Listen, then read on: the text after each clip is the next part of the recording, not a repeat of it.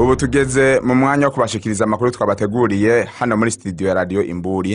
Kuri mikoro muri kumwe na Isaac Ntahiraja, mu buhinga bw'ivyuma Charles Kaburwa. Incamake y'amakuru. Turahera kuyavurwa hani wacu. Mu gihugu cose haravurwa inkuru y'abantu barondera ababo bataramenyekana irengero ryabo. Turabacira ku mayange ayavurwa mu yandi makungu, Tanzania, u Rwanda n'Ubufaransa.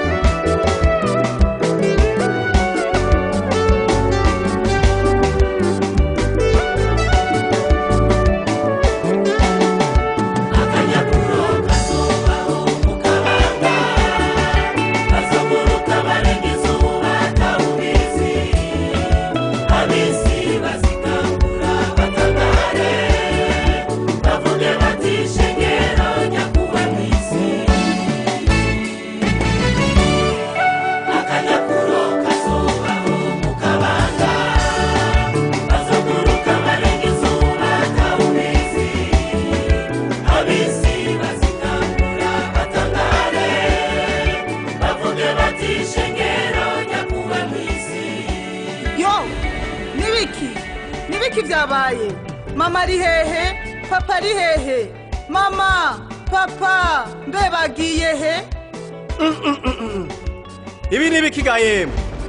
Ko mbuze umukenyezi wanje n'abana. None baroye he? Nigitangaza.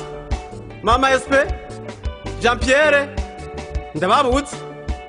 Reka ngende ku murongozi wa korale. Ambwira ivyo arivyo. Amahoro murongozi wa korale. Oya, reka kuvuga ko ndi umurongozi wa korale. Abaririmbyi nababuze, abasenzi nababuze, n'abakozi b'Imana nababuze. None baroye he? Sinzi. Reka tugende kwa mwarimu. Atubwira ivyo arivyo. Ego. Nibikiri bayegaye. Umuryango wanje wose uri. Allo? He uri generose. Reka mugenzi. Je navyuse mu gitondo. Sanga abana banje ntabahari. Nagerageje kurondera naho bahora baryama hose. Nababuze. Sinzi yo bagiye. Reka mugenzi ntacyo mfite ndakunganira kuko nanje ugwa ningize ngo ndikangura umushinga ntahe ndamubuze abana bose ndababuze nagwaruye agonka ndabuze urutwaye. Yo! Ugishengero niryo bajyagiye. Ho! Koko turasigaye kandi twarabaririmbyi. Vraiment, c'est un événement très mystérieux.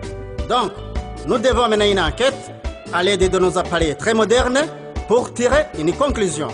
Commençons à regarder dans les hautes montagnes, dans les lacs, dans les rivières, dans les océans et dans les forêts. Vois-tu quelqu'un? Je ne vois personne. It's very astonished. Then we are going to continue our research on the subject on the new planet with the help of our radars and very experienced satellite. Let's put our equipments in the place. Let's position and let's orient our radars and satellite toward the Venus, Mercury, Jupiter, and its moons. Do you see someone? There is no one. Finally, it's a miracle. Yemwe, ibintu vyabaye biratangaje. Ubwo sinwe bahora bavuga yuko Messi azoza gutwara ishengero. Yo, birashoboka. Nimba ari vyo naho, nibaza ko itabaye mu gihugu cacu gusa, ariko vyabaye n'ahandi hose ku isi. Reka twugure radio nayo tumve icyo bivugako. Ubu tugeze mu mwanya wo kubashikiriza amakuru twabateguriye hano muri studio ya radio Imburi kuri mikoro muri kumwe na Isaac Ntahiraja mu buhinga bw'ivyuma Charles Kaburwa. Incamake y'amakuru turahera ko yavurwa hani wacu mu gihugu cyose haravurwa inkuru y'abantu barondera ababo bataramenyekana irengero ryabo. Turabacira ku mayange ayavurwa mu yandi makungu Tanzania, u Rwanda n'Ubufaransa. Ido nido ry'amakuru. Mu gihugu cyose havugwa inkuru y'abantu bazimiye ku rugero rw'imyaka itandukanye no kuvuga kuva ku nzoya gushitsa ku batama n'abatamakazi. Abantu batari bake baguye mu kajembegete aho baboneye akatabonetse kuva isi yaremwa. Bamwe bavuga ko batakaje abana, abandi abagabo, abandi abagore babo. Wa wundi ati kuramba gutera kubona ntitukivuga turamama. No hagati mu gihugu naho nuko izo nkuru reka tuzibaze Marke Hagizimana. Hagati mu gihugu hazindutse uruhagarara rw'abantu bariko barondera ababo bakamanganya nk'ifu y'imijira. Abenshi muri abo bazimiye bakabura irengero ryabo bari abana n'abakuze n'inzu yazikivuka. Mu bumanuko bw'igihugu ku mugwa mukuru wa komine Rumonge haravugwa inkuru y'umugabo yabyutse asanga umucanke wiwe batari kumwe. Hari yindi nkuru yatangaje abantu aho ari umuvyeyi yarajana umwana wiwe kwa muganga agira ashe ku bitaro byo mu Rumonge yagiye yumva umugongo haremurutse. Agiye gukabakaba arabura umwana twamusanze yumiwe afise agahinda kenshi yibaza ishika bwira se w'umwana iyo yamushize. Twagerageje guca amashengero aho ravuga ijambo ry'Imana wo kumugara kwiteba no mu minago aho twasanze abantu bafise za Bibiliya n'ibitabo by'indirimbo inzugi z'ishengero zugaye. Abakozi b'Imana nabo bababuze. Twabasanze bihebuye bafise agahinda kenshi bajorewe.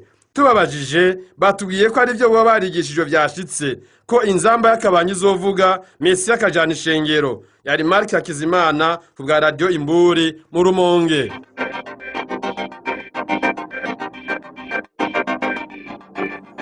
Ayavurwa mu yandi makungu.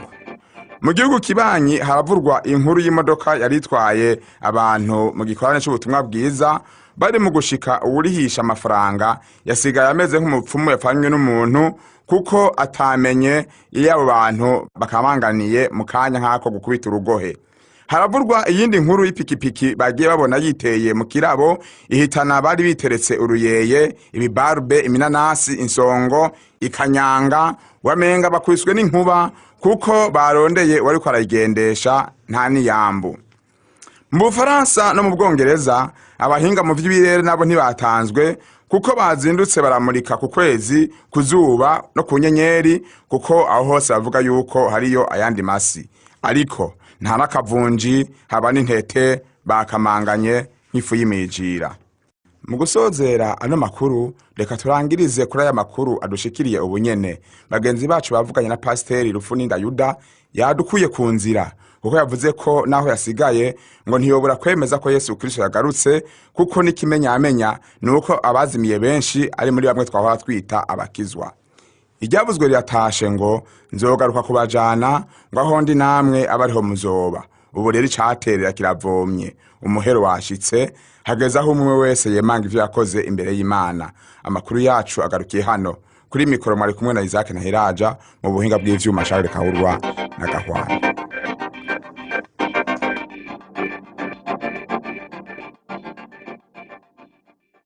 Shengero ry'Imana, ibi mwumva si bikino gusa, niko bizomera igihe inzamba y'akabanga izovuga. Byari bikwiye ko twitegura tugategura ubugingo umwanya ukiriho kugira ngo inzamba y'akabanga niyavuga ntituzosigare kandi twarumvise imburi. Imana idufashe.